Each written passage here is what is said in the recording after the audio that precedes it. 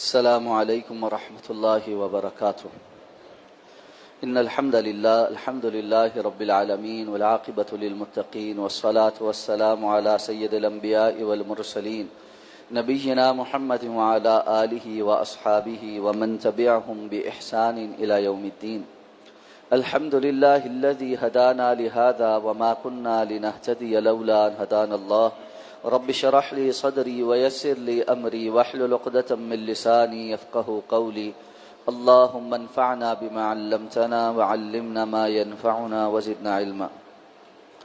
اللہ تعالیٰ کے فضل و احسان سے سورہ ہود کی آیت نمبر 47 تک ہمارا سبق مکمل ہو چکا ہے اور آیت نمبر 48 سے انشاءاللہ آج ہماری کلاس کا آغاز ہوگا۔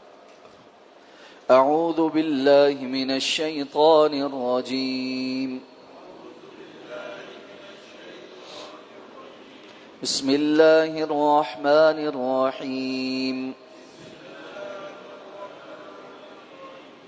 قیل یا نوح اہبط بسلام منا وبرکات علیک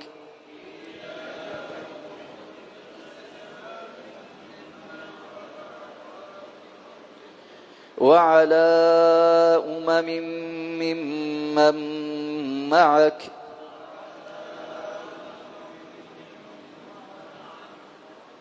وأمم سنمتعهم ثم يمسهم منا عذاب أليم۔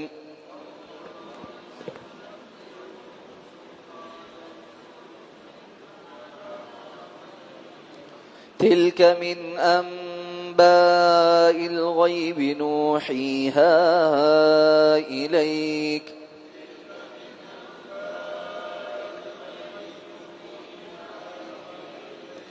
ما كنت تعلمها أنت ولا قومك من قبل هذا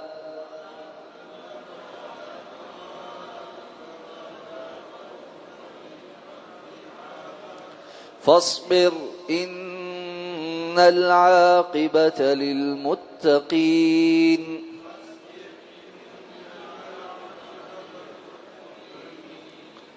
قیل کہا گیا، یا نوح اے نوح اہبط بسلام منا ہماری طرف سے بڑی سلامتی کے ساتھ وبرکات علیک اور برکتوں کے ساتھ اتر جا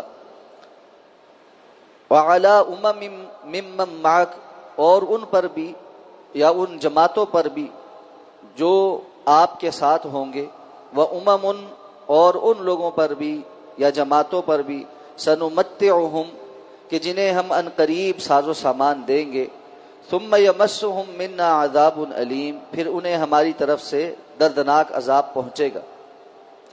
تلک من انباء الغیب نوحیہا الیک یہ غیب کی خبروں میں سے ہے جنہیں ہم آپ کی طرف وحی کرتے ہیں۔ ما کنت تعلمها انت ولا قومک من قبل هذا اس سے پہلے نہ تو انہیں آپ جانتے تھے اور نہ آپ کی قوم۔ فاصبر تو پس صبر کیجئے، ان العاقبۃ للمتقین یقیناً اچھا انجام متقی لوگوں کے لیے ہے یا انجام متقی لوگوں کے لیے۔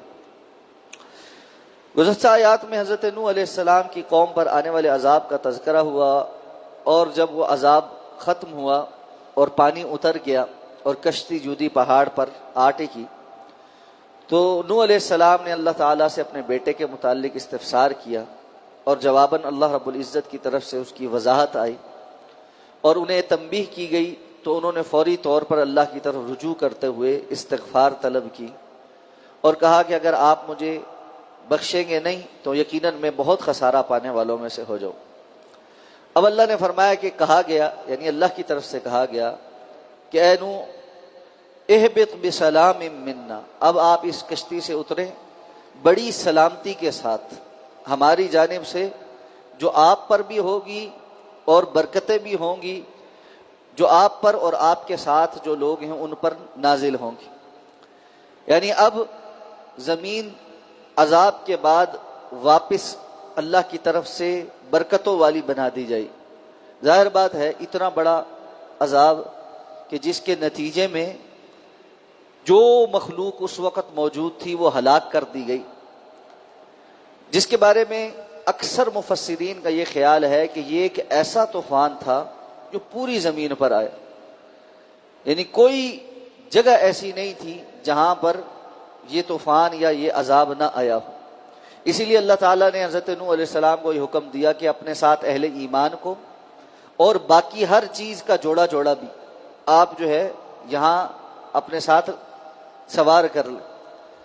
بسا اوقات یہ سوال پیدا ہوتا ہے کہ جو حیوانات ہیں یا جو زمینی مخلوق ہے، چلو وہ تو ہلاک ہوئی ہوگی، پرندے، کیونکہ اللہ تعالیٰ نے فرمایا کہ ہر چیز کا آپ جوڑا جوڑا رکھیں، تو زمین پوری میں اگر سیلاب ہو اور عذاب کی کیفیت ہو تو پرندے کب تک ہوا میں معلق رہ سکتے؟ جہاں پہاڑ اللہ تعالیٰ فرماتے ہیں کہ اس سیلاب کے اندر ڈوب گئے، زمین کے اندر سے بھی سارے پانی کے خزانے ابل دیے گئے اور آسمان سے بھی بارشیں نازل کی گئیں، اور ایسا بھنور سا بن گیا زمین پوری کا کہ اس میں کوئی چیز باقی نہیں بچ سکتی تھی، تو پرندے پھر کیسے سروائیو کر سکتے؟ تو ہر چیز مٹ گئی، اور اس کے بعد تمام مخلوقات کی نسل ان سے شروع ہوئی جو حضرت نوح علیہ السلام کے ساتھ کشتی پر سوار تھے، اور حضرت نوح علیہ السلام کی بعد انسانوں کی جو نسل تھی وہ جو کشتی میں سوار اہل ایمان تھے ان میں سے بھی صرف آپ علیہ السلام کی جو اولاد تھی، 3 بیٹے تھے، ان کی نسل سے آگے چلی، باقی تمام لوگوں کی نسل آگے نہیں بڑھی۔ اسی لیے حضرت نوح علیہ السلام کو بھی جو ہے نا وہ ابو الانسانیہ کہا جاتا ہے، انسانیت کے باپ، کہ جس طرح آدم علیہ السلام جد امجد ہیں، تمام انسانیت کے باپ ہیں، اسی طرح نوح علیہ السلام بھی انسانیت کے باپ ہیں کہ ان کے جو قوم پر عذاب آیا اس سے باقی تمام لوگ ختم ہو گئے، اہل ایمان میں سے بھی جو لوگ موجود تھے ان کی نسل ختم ہو گئی، اور پیچھے جو نسل باقی رہی وہ صرف نوح علیہ السلام کی اولاد کی ذریت کی نسل آگے چلی۔ تو اس اعتبار سے حضرت نوح علیہ السلام بھی انسانیت کی والد کے مقام پر ہے۔ تو فرمایا اب اللہ تعالیٰ آپ کو حکم دیتا ہے آپ سلامتی کے ساتھ اور برکتوں کے ساتھ اترے، آپ بھی اور جو آپ کے ساتھ ہیں، جتنی بھی یہ قوم آپ کے ساتھ ہے اس پر بھی اللہ کی برکتیں نازل ہوں گی۔ اور یہ برکتیں دیکھیں کیسی ہوئیں کہ انسانیت بڑھتی بڑھتی بڑھتی کہاں پہنچ گئی، اس کی آبادی کس قدر بڑھ گئی۔ کبھی انسان اگر سوچے کہ محدود چند لوگ تھے، ان میں سے بھی 3 لوگوں کی آگے نسل چلتی چلتی اتنی بڑھ گئی، تو یہ ہے وہ برکتیں اور اللہ رب العزت کی طرف سے سلامتی۔ تو فرمایا وَأُمَمٌ سَنُمَتِّعُهُمْ، اس کے بعد بہت سی ایسی قومیں بھی آئیں گی جن کو ہم دنیا کا سامان دیں گے، اور پھر یہ ہوگا کہ ان میں بھی بہت سارے لوگ بگڑنے والے ہوں گے۔ جب اللہ رب العزت کی طرف سے فراوانیاں ملیں گی، کچھ لوگ ایسے ہوں گے جو اللہ کا شکر بجا لانے والے ہوں گے، اور کچھ ایسے ہوں گے جو نافرمان ہو جائیں۔ تو جو نافرمان ہوں گے ثم یمسہم منا عذاب علیم، ان کو پھر ہماری طرف سے دردناک عذاب پہنچے گا، دنیا کے اندر ہو یا آخرت کے اندر ہو، دونوں صورتوں کے اندر وہ عذاب پہنچ سکتا ہے۔ لیکن اس وقت کے بعد کبھی دوبارہ انسانیت پر ایسا عذاب نہیں آیا جس سے تمام مخلوقات اور تمام انسانیت سوائے انبیاء کے ماننے والوں کی ختم ہو چکی ہو۔ تمام لوگ کفر میں جو ہے نا، جو کفر والے ہیں وہ سارے کے سارے ختم ہو گئے۔ ایسا ضرور ہوا ہے کہ کسی پوری قوم کے اوپر عذاب آیا، جیسے آگے تذکرہ ہوگا قوم عاد کا، قوم سمود کا اور باقی اقوام کا جن کا تذکرہ قرآن میں ہے، اور پوری قوم کو صفحہ ہستی سے مٹا دیا گیا، لیکن ان کے ساتھ ہی بسنے والی اور قومیں دنیا کے اندر آباد رہیں، اور مختلف جگہوں کے اندر وہ انسانی آبادی اور دیگر مخلوقات کی آبادی کا سلسلہ جاری رہا۔ اسی لیے رسول اللہ صلی اللہ علیہ وسلم نے یہ دعا مانگی تھی کہ یا اللہ میری امت پر ایسا عذاب نہ آئے جس سے صفحہ ہستی سے ساری امت مٹ جائے۔ تو اللہ رب العزت نے ایک فیصلہ تو اس وقت یہ فرما دیا کہ تمام انسانیت اور تمام مخلوقات آئندہ ہلاک نہیں کی جائیں گی، بلکہ امم مختلف گروہ ہوں گے، سنمتعہم ثم یمسہم منا عذاب علیم، گروہ در گروہ کو تو عذاب مل سکتا ہے، امت علیحدہ علیحدہ کو عذاب مل سکتا ہے، لیکن ساری امتوں کو اکٹھا عذاب مل جائے اور سب صفحہ ہستی سے مٹ جائیں، ایسا نہیں ہوگا۔ پھر رسول اللہ صلی اللہ علیہ وسلم کی امت میں آ کر آپ کی یہ دعا بھی قبول کر لی گئی کہ آپ کی پوری امت کے اوپر بیک وقت عذاب نہیں آئے گا. ہاں مختلف جگہوں پر اللہ کی پکڑ یا قدرتی آفات کے نتیجے میں اللہ کی پکڑ آنا اور عذاب کا آنا یہ ایک علیحدہ چیز ہے اور جو مبنی بر حق ہے اس سے کسی کو مفر نہیں. پھر فرمایا تلک من انباء الغیب, یہ غیب کی باتیں ہیں جو ہم آپ کی طرف وحی کرتے ہیں. آپ اور آپ کی قوم اس سے پہلے ان باتوں کو جاننے والے نہیں تھے. حضرت نوح علیہ السلام کا واقعہ اس دور میں رطب و یابس کے ساتھ قصے کہانیوں کے ساتھ کچھ نہ کچھ تو معلوم تھا, لیکن جس دقت کے ساتھ اور صحیح معلومات کے ساتھ یہ بات رسول اللہ صلی اللہ علیہ وسلم کی زبانی مشرکین مکہ کو پتہ چلی, مسلمانوں کو پتہ چلی, یہ پہلے معلوم نہیں تھی. تو اللہ تعالیٰ نے فرمایا کہ یہ اللہ تعالیٰ کی طرف سے وحی کے ذریعے آپ تک پہنچی ہے. اب یہ پھر مقام ہے اس دور کے اور بعد کے آنے والے غیر مسلموں کے لیے کہ ایک ایسا شخص جو پڑھنا لکھنا نہیں جانتا, جو گزشتہ اقوام کے واقعات پڑھ کر نقل نہیں کر سکتا, لکھ نہیں سکتا, وہ دقت کے ساتھ صحیح معلومات کیسے دے سکتا؟ تو اللہ تعالیٰ نے اس کا جواب دیا ہے کہ نوحیہا الی, یہ ہم آپ کی جانب وحی کے ذریعے علم عطا فرماتے ہیں. اور اس وجہ سے یہ علم شک اور شبہ سے بالا تر بھی ہے کہ دنیا میں تاریخی باتوں کی استنادی حیثیت نہیں ہوتی. تاریخ صحیح بھی کہتی ہے اور غلط بھی کہتی ہے, تاریخ مبالغہ بھی کرتی ہے, تاریخ ظالم بھی ہوتی ہے اور باعث بھی ہوتی ہے. مختلف بادشاہوں نے تاریخ لکھوانے کا کام کیا تو ان کی طرف سے وظیفہ خور مورخین نے ان کی بڑی تعریفیں کی اور ان کے مخالفین کی جو شکل و صورت تھی اور جو شبیہ تھی اس کو مسخ کر کے رکھ دیا. اور اسی طرح قوموں اور قبیلوں کے متعلق سچ اور جھوٹ ملا کر لکھ دیا.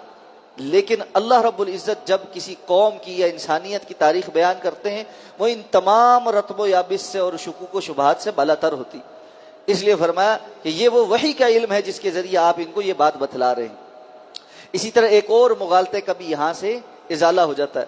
قرآن مجید میں دیگر جگہوں پر جب یہ کہا جاتا ہے کہ اللہ کے رسول آپ کہیے لا عالم الغیب, میں غیب کا علم نہیں جانتا, اور یہ غیب کی باتیں ہیں جو نہیں جانتے تھے, تو وہاں پر بہت سارے وہ لوگ جو آج اس بات کے دعوے دار ہیں کہ رسول اللہ صلی اللہ علیہ وسلم غیب کا علم رکھتے ہیں, وہ ترجمے میں کچھ تھوڑی تھوڑی ہیرا پھیری کرتے اور اس میں یہ بیان کرتے ہیں کہ در حقیقت یہ قرآن مجید کے ان اسالیب میں سے ہے جن اسالیب میں بظاہر مخاطب تو رسول اللہ صلی اللہ علیہ وسلم ہوتے ہیں, لیکن کہا آپ کی قوم کو جا رہا ہوتا ہے. اور ہمیں معلوم ہے قرآن مجید میں متعدد جگہ پر یہ اسلوب ہے. یہ اسلوب ٹھیک ہے, بہت ساری اور جگہوں پر ایسا اسلوب ہے کہ کہا رسول اللہ صلی اللہ علیہ وسلم کو جا رہا ہوتا ہے لیکن مخاطب امت ہوتی. تو وہ یہاں پر بھی اس اصول کو لگانے کی کوشش کرتے کہ یہ اللہ کے رسول کو کہہ کر خطاب امت کو ہے کہ آپ تم لوگوں کو نہیں پتا تھا یہ غیب کی باتیں, تو اللہ کے رسول کی زبانی تم تک پہنچا دی گئی. یہاں پر اللہ نے سرحد کر دی کہ یہ غیب کی وہ باتیں ہیں ما کنت تعلمها انت ولا قومك من قبل هذا, نہ ان غیب کی باتوں کو آپ جانتے تھے نہ آپ کی قوم جانتی تھی. اس لیے علم الغیب کے متعلق یہ دعویٰ کرنا کہ وہاں مخاطب قوم ہے رسول اللہ صلی اللہ علیہ وسلم نہیں ہے, تو اس آیت میں تو اللہ تعالیٰ نے سرحد فرما دی. اور قرآن مجید کی جا بجا کی اس سرحد کے باوجود قرآن کی صریح آیات کی نفی کرنا اور اپنی کسی بات کے اوپر قائم رہنا یہ ایک ہٹ درمی ہے. در حقیقت قرآن مجید اس لیے نازل کیا گیا تھا کہ ہم اس کے مطابق اپنے عقائد اور ایمان کو اس کی اصلاح کر لیں اور عقائد کی ترتیب دیں. اس لیے نہیں کہ ہم پہلے عقیدہ بنا لیں اور اس کے بعد قرآن مجید سے اپنے مرضی کے مطلب ڈھونڈنے کی کوشش کریں. جہاں قرآن جس بات کی سرحد کرے اس کو قبول کر کے مان لینا چاہیے, اور جہاں قرآن مجید کسی چیز سے روکے اس سے رک جانا چاہیے, بجائے اس کے کہ تعویلات اور مختلف قسم کے ادھر ادھر کی ہیر پھیر کا سہارا لیا جائے. تو اللہ نے فرمایا فصبر, آپ صبر کیجیے. اتنے واضح دلائل ہونے کے باوجود بھی بہت سارے لوگ ایمان نہیں لائیں گے. وہ آپ کی بار بار کی ان واقعات بتانے, اس کے اندر موجود عبرتوں, پچھلی قوموں کے احوال سننے اور ان پر آئے ہوئے نازل کردہ جو اللہ کے عذاب تھے ان کے قصے سننے کے باوجود ایمان نہیں لائیں گے. تو پھر کیا ہوگا؟ فصبر, آپ صبر کیجیے. ابھی وقت اللہ رب العزت کی طرف سے نہیں آیا کہ ان کی بھی فوری پکڑ ہو جائے. تو اہل ایمان کو صبر کرنا ہوتا ہے. بسا اوقات عذاب کے یا پکڑ کے آنے میں جو تاخیر یا مہلت ہوتی ہے اس کی وجہ سے نافرمان یہ سمجھنے لگ جاتے ہیں کہ ہمیں کوئی پکڑ نہیں سکتا، جیسے قوم نوح کے لوگ سمجھنا شروع ہو. اور بسا اوقات اہل ایمان امتحان کے شدید ہو جانے کی وجہ سے پینک کر جاتے ہیں کہ عذاب کیوں نہیں آ رہا، کہیں ایسا تو نہیں کہ ہم غلط بات کر رہے ہیں. شیطان آ کے وسوسہ ڈالتا. تو قرآن نے دوسری جگہ اس کو بھی بیان کیا ہے کہ پہلی قوموں پہ تو بہت شدید امتحانات آئے، حتیٰ یقول الرسول والذین آمنوا معہ متی نصر اللہ، یہاں تک کہ رسول اور ان کے ساتھ ایمان لانے والے بھی پکار اٹھے کہ اللہ کی نصرت کہاں ہے، نصرت کہاں ہے. الا ان نصر اللہ قریب، جان لو اللہ کی نصرت قریب ہے. تو یہ ایسا ہوتا ہے بسا اوقات کہ انسان کو یہ جو ہے نا وسوسہ آنے لگتا ہے کہ کیوں ہم جو ہے وہ اب تک تکلیف میں ہیں.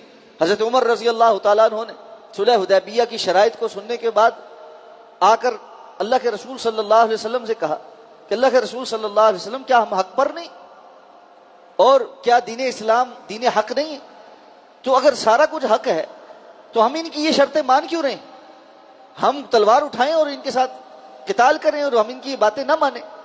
آپ صلی اللہ علیہ وسلم چونکہ اللہ کے نبی تھے اور آپ پر وحی آتی تھی اور آپ کے اوپر سورہ فتح نازل ہو گئی تھی، تو اللہ رب کے رسول صلی اللہ علیہ وسلم فرمایا عمر جو میں جانتا ہوں تم نہیں جانتے. اور حضرت عمر رضی اللہ تعالیٰ عنہ صلح حدیبیہ کے بعد کے نتائج کو اپنے سامنے دیکھتے ہوئے ساری زندگی کہتے تھے کہ کاش میں اس وقت جلدی نہ کرتا، کاش میں اس وقت جلدی نہ کرتا. انسان کی بسا اوقات ایمان کے لیے حمیت اور غیرت وہ بھی جوش مارتی ہے کہ اتنی بھی کیا ہو گئی کہ ہم بالکل ہی خاموش ہو کے بیٹھ گئے، لیکن حالات اس وقت اللہ رب العزت کی طرف سے صبر کے متقاضی ہوتے. تو اللہ نے فرمایا فاصبر، آپ صبر کیجیے. کیوں؟ ان العاقبۃ للمتقین، اصل میں انجام، اور یہاں انجام صرف یعنی کہ عاقبت بمانا صرف انجام ہے، اچھا انجام یعنی حتمی انجام، حتمی فیصلہ جس سے سرخرو ہی ملے گی، وہ تو متقین کے لیے یہ کہ اللہ رب العزت نے اہل ایمان کو دنیا کے اندر بھی اور آخرت میں بھی سرخرو کرنا ہے. اور ایسا ہی ہوا. رسول اللہ صلی اللہ علیہ وسلم اور آپ کے اصحاب نے جب صبر کیا تو کچھ ہی عرصے میں اللہ رب العزت نے بدر کی خوشیاں بھی دکھا دیں، اور اسی طرح بعد کے مارکوں کی، اور پھر صلح حدیبیہ اور فتح مکہ کے بعد تو معاملات بالکل ہی واضح ہو گئے. تو اس لیے صبر کرنا پڑتا ہے. آج بھی دعوت کے میدان میں کام کرنے والوں کے لیے سب سے اہم بات صبر ہی ہے. بہت جلد باز ہو گئے ہم کہ رزلٹ فوراً چاہیے، امت کی ترقی ہو جائے فوراً ہو جائے اور سارے معاملات فوراً جڑنا شروع ہو جائیں. ایسا نہیں ہوتا، محنت کرتے رہنا پڑتا ہے. خصوصاً جس قسم کے حالات میں ہم ہیں، جب امتوں پر ایسے حالات آتے ہیں تو اس وقت سب سے زیادہ اہم اپنے ایمان کی حفاظت ہو جاتی ہے. اگر ہم اپنے ایمان کی حفاظت، آج بہت سارے لوگ یہ سوال کرتے ہیں، خاص طور پہ ینگ جنریشن سوال کرتی ہے ہم امت کے لیے کیا کر سکتے، حالات ایسے ہیں ویسے ویسے، بالکل بھی چیزیں کنٹرول میں نہیں ہیں، کفر اتنا غالب آ چکا، ٹیکنالوجی ان کے پاس ایسی ہے، فلاں ہے، یہ ہے. ہم ان حالات میں اللہ رب العزت کی طرف سے ہم سے جو تقاضا کیا گیا وہ پورا کر سکتے ہیں، اور وہ تقاضا یہ ہے کہ ہم اپنے ایمان کی حفاظت کریں. اللہ رب العزت نے ہر مومن سے بنیادی تقاضا یہی کیا ہے کہ وہ اپنے دین میں مخلص ہو کر اپنے ایمان کی حفاظت کرے. اس سے زیادہ کا مطالبہ اللہ نے نہیں کیا. اللہ رب العزت کا فیصلہ یہ ہے کہ اگر تم صحیح معنوں میں مومن بن جاؤ گے تو پھر تمہارے اوپر کوئی غالب نہیں ہو سکے گا. تم غالب آ جاؤ گے، ایک دن آئے گا، لیکن پہلے تم اپنے ایمان کی حفاظت کرنے اور اس کے اندر اخلاص برتنے والے کے قابل ہو جاؤ. تو اس دور میں جہاں کفر کے معاملات بہت زیادہ ہیں، وہاں نفاق کے معاملات اس سے شدید ہیں. بظاہر مسلمان لیکن اندر ایمان کھوکھلے ہیں، اور قانون بھی اور زندگی گزارنے کے طور طریقے بھی اور سارے کے سارے لائف سٹائل بھی کفر کے فالو ہو رہے ہیں. اور جس لوگوں کا بس نہیں چل رہا کہ اڑ کر دیار غیر میں جا کر بسنا شروع کر دیں تاکہ جو ہے زندگی، دنیاوی زندگی آسان ہو جائے. ایمان کہاں ہے، ایمان کی حفاظت کے تقاضے کیا ہیں، اور ابتلا کے دور میں، آزمائش کے دور میں، معاشی تنگی کے دور میں اپنے ایمان کی حفاظت کرنے کے متعلق کیا معاملات ہیں، اس کی طرف کسی کی توجہ نہیں. تو یہ توجہ جو لوگ قائم رکھیں گے وہ سرخرو ہیں، وہ ایمان کے تقاضے پورے کرنے والے ہیں. تو اس دور میں اور ہر مشکل دور میں اہم معاملہ ہے فصبر، صبر کیجیے، صبر کیجیے. آزمائش کے اوپر صبر کیجیے، جس طرح کی آزمائش آئی ہے اس کے اوپر صبر کیجیے، لیکن ایمان سے ہاتھ نہ دھوئیے. تو اللہ رب العزت وہ وقت بھی لائے گا جب اسلام غالب ہو جائے گا اور اللہ کے لیے کوئی مشکل نہیں. اور جب اللہ کے فیصلے آنے شروع ہوں گے تو ترتیبیں بھی ساری لگنے شروع ہو جائیں گی. لیکن یہ نہ ہو کہ جب اللہ رب العزت کی طرف سے ترتیبیں درست ہو جائیں اور اہل ایمان کی صفیں مرتب ہو جائیں, اس وقت ہم اہل ایمان کی صفوں میں کھڑے ہونے کے قابل نہ ہوں. یہ اصل خوف کی بات. اگر ہم نہیں تو ہماری نسلیں اس قابل نہ ہوں کہ وہ اہل ایمان کی صفوں میں کھڑے ہو سکیں. وہ اس وقت اللہ رب العزت کی طرف سے چھانٹ کر کفار یا منافقین کی طرف کر دیے جائیں, اور یہ سب سے خطرناک بات والعیاذ باللہ. تو اس بات کی محنت کریں کہ اپنے اور اپنی نسلوں کی ایمان کی حفاظت کے بندوبست کرتے رہیں. اللہ ہمیں اس صبر پر قائم اور دائم رہنے کی توفیق عطا فرمائے. سبحانک اللہم و بحمدک نشہد ان لا الہ الا انت نستغفرک و نتوب الیک. جی